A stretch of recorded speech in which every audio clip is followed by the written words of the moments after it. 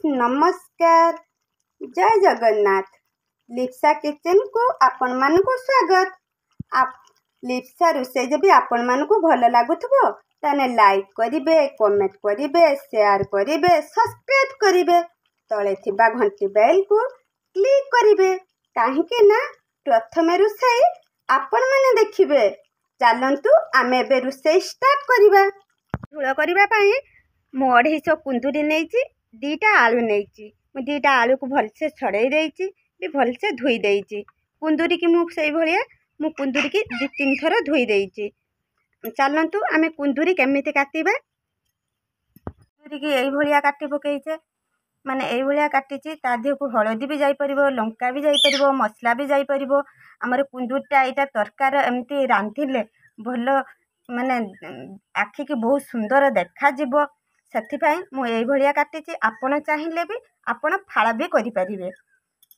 ଆମେ ତ ସବୁ କୁନ୍ଦୁରିକି ଏଇ ଭଳିଆ ସାଇଜର ସବୁ କାଟି ପକେଇଛେ।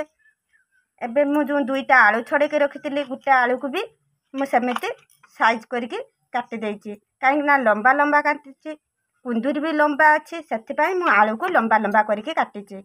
ଆପଣ ଚାହିଁଲେ ବି ଏଇ ଭଳିଆ କାଟିବେ, ଏଇ ସାଇଜରେ काटी नेले। आपण चाहिए पनिक रे भी काटी पारिबे कि चाकू रे भी काटी पारिबे। हमर सब आलू हो गला। मु आलू को टिके पानी रे भिजई देइछि, काहेकि ना आलू जब पानी रे न भिजेइबा आलू कोळा देखा जिवो। सेति पई मु अल्प किछि पानी देइकि आलू को भिजेबा को छाडी देली। कुंदुरी कटा सरी गला। चालंतु आमे एबे रुसै कतिके जिबा। करिया पई 2टा मीडियम साइज रो टमाटो नै आछे, किछि काठ मसला नै आछे, अदा हाफ इंच रो अदा काटिके नै आछे, किछि रसुण फांकड़ा नहीं आसचे, गोटे पियाज थी आसचे। पियाज को मु बेसी खंड खंड करनी, एई साइज रो पियाजटा मु रखीची। किछि बाड़ी बादाम आनचे, काजू बादाम। आपण चाहिए किनिकी भी बादाम दे पारिबे। मु आम बाड़ी रे हेतिला, मु ताको खिल्ली कातरे काटिकी ताको खोलिकी नहीं आसची। किछि जीरा नहीं आसचे, किछि पान मधुरी थी आसचे, किछि धनिया नहीं आसचे, किछि धड़ा राशि नहीं आसचे। आमे सब मसला करिकी आमे कुंदुरी आलू रो झोल दबा। आमे गैस लगे देले, कढ़ा बसै दबा। कढ़ा ताती गला परे आमे तेल छाड़ीबा। एई ताती गला, आमे किछि तेल दे दबा। आपण चाहे रिफाइंड भी रांधि पारिबे, सोरिष तेल रे भी रांधि पारिबे। काहेकि ना मु बहुत कम तेल देली, आपण चाहिए अधिक दे पारिबे। काहेकि ना मु कम देले एइति जे आमर कुंदुरी देले तापर भी आमे तेल दबा। ସେଥିପାଇଁ मु बहुत कम तेलर कुंदुरी की भाजिबी। लुण दे दबा। आउ आमे किछि दबानी, आपो आमे 5 मिनिट पई ढांकी दबा। हेलानी आमे को ढांकी दबा। आलू जो किछि काटी के रखिथिले ता सहित छाड़ी दबा।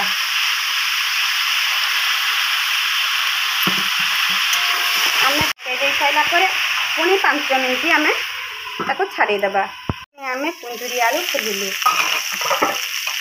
हमर कुंदुरी आलू भलसे सिझी जाइछि। आमे आ पर कोन करबा ना, टिके हळदी गुंड दबा। हळदी गुंड मु सेते बेले देइथिलिनी, काहे ना तेलर हळदी गुंड पुडी जिवो। ସେଥିପାଇଁ ମୁଁ हळदी गुंड न देइथिलिनी। एबे आमे देले किछ हबो ना, हम तरकारीटा बढ़िया कलर देखा जिवो। मु ସେଥିପାଇଁ खोलिबा पूर्व मु टिके हळदी गुंड पकेइली। कुंदुरी आलू केते सुंदर हे एइछि। हम गोटे प्लेट को आकु खोली पकेइबा। किछि टिके तेल दे देबा, बहुत अल्प देबे तेल। मैं किछि पियाज छाड़ी दबा।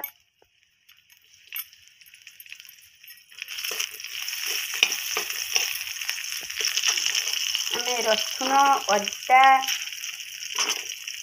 गोटा मसला, बादाम आमे सब छाड़ी दबा। मीडियम आंच करिवे, बेसी हाई करिवेनी, पोड़ी जीवो।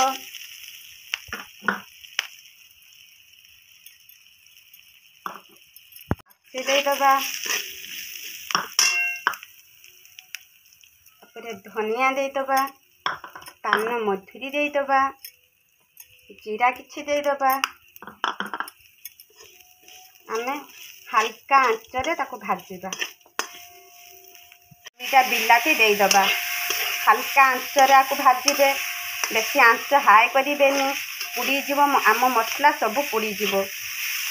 ହେଇଗଲାଣି, ଆମେ ଆଉ ଗୋଟେ ପ୍ଲେଟ୍କୁ ସବୁ ମସଲାକୁ ଖୋଲି ଆଣିବା।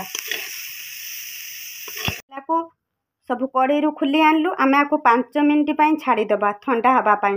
5 ମିନିଟ୍ ପରେ ଆମେ ଆକୁ ଚିକ୍କଣ କରିକି ବାଟି ଆଣିବା। ଥଣ୍ଡା ଛାଡ଼ିଗଲାଣି, ଆମେ ସବୁ ମସଲାକୁ ଗ୍ରାଇଣ୍ଡର କରିଦେବା। ଆମର ମସଲାଟା ହେଇଗଲା। ମୁଁ ମସଲାକୁ ଗ୍ରାଇଣ୍ଡର କରିଦେଇ ଆଣିଲି। ଆପଣ ଚାହିଁଲେ ବି ଗ୍ରାଇଣ୍ଡର କରିପାରିବେ, ଆପଣ ବି ଚାହିଁଲେ ଶିଳରେ ବାଟି ପାରିବେ। ଶିଳରେ ବାଟିଲେ ଆପଣଙ୍କୁ 3 ଥର କନ୍ତରୁ ପେଷିବାକୁ ହେବ, କାହିଁକିନା ଆମର ବାଟଣଟା ବହୁତ ଚିକ୍କଣ ହେବା ଦରକାର। ଚିକ୍କଣ ହେଲେ ଆମ ତରକାରୀଟା ବହୁତ ଟେଷ୍ଟ ହେବ। ସେଥିପାଇଁ ଆମକୁ ମସଲାଟା ଚିକ୍କଣ କରିକି ବାଟିବା ଦରକାର। ଆମେ ମୁଁ ବହୁତ ଅଳ୍ପ ତେଲ ମସଲାରେ ରାନ୍ଧୁଛି। ଆପଣ ବି ଚାହିଁଲେ ରାନ୍ଧିବେ, କାହିଁକିନା ଏବେ ତ ଗ୍ୟାସ୍ ପ୍ରୋବ୍ଲେମ୍ ସମସ୍ତଙ୍କ ଘରେ ହେଉଛି। କାହିଁକିନା ସେଥିପାଇଁ ଆମେ କମ୍ ତେଲ ମସଲା ଖାଇବା ଦରକାର। ଆପଣ ବହୁତ ତେଲ ମସଲା କମ୍ କରିକି ରାନ୍ଧନ୍ତୁ, କିନ୍ତୁ ଏକା ଟେଷ୍ଟ। ତେଲ ମସଲା ଦେଲେ ବି ଯେ ଟେଷ୍ଟ ଲାଗିବ, ତେଲ ମସଲା କମ୍ କରିକି ଦେଲେ ବି ଆମକୁ ସେଇ ଟେଷ୍ଟ ଲାଗିବ। କିନ୍ତୁ ରାନ୍ଧି ପାଇଲେ ହେଲା। ଦେଖନ୍ତୁ ମୁଁ କେମିତି ରାନ୍ଧୁଛି। ମୁଁ ବହୁତ କମ୍ ତେଲ ମସଲା ଦେଇଛି। ଆମର ତେଲ ତାତିଗଲାଣି। ଆମେ ଏବେ ମସଲା ଯେଉଁ ସବୁ ରଖିଥିଲୁ, ଆମେ ସବୁ ମସଲାକୁ ଦେଇଦେବୁ।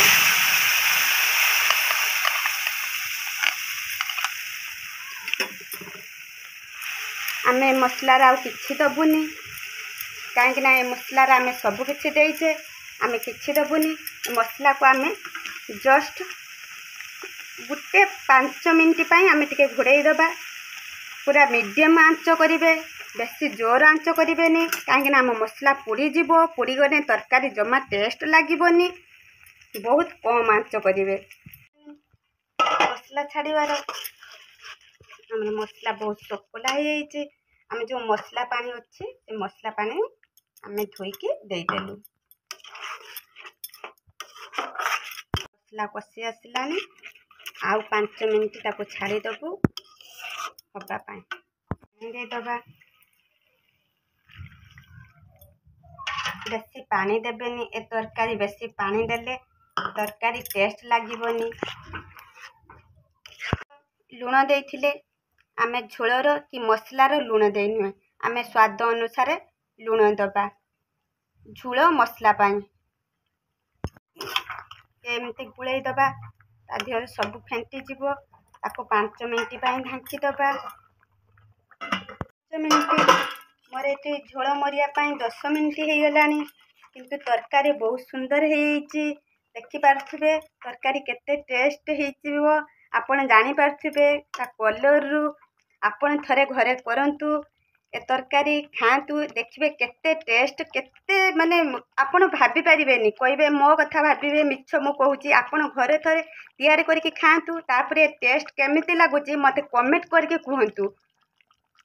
ନମସ୍କାର, ଲିପ୍ସା କିଚେନ୍କୁ ଆପଣମାନଙ୍କୁ ସ୍ୱାଗତ। ଲିପ୍ସା ରୋଷେଇ ଯଦି ଆପଣମାନଙ୍କୁ ଭଲ ଲାଗୁଥିବ, ତାହେଲେ ଲାଇକ୍ କରିବେ, କମେଣ୍ଟ କରିବେ, ସେୟାର କରିବେ, ସବସ୍କ୍ରାଇବ୍ କରିବେ। ତଳେ ଥିବା ଘଣ୍ଟି ବେଲ୍କୁ କ୍ଲିକ୍ କରିବେ, କାହିଁକି ନା ପ୍ରଥମେ ରୋଷେଇ ଆପଣ ଦେଖିବେ। ଏତିକି କହିକି ରହୁଛି, ପୁଣି ଦେଖାଯିବ ନେକ୍ସଟ ରୋଷେଇରେ।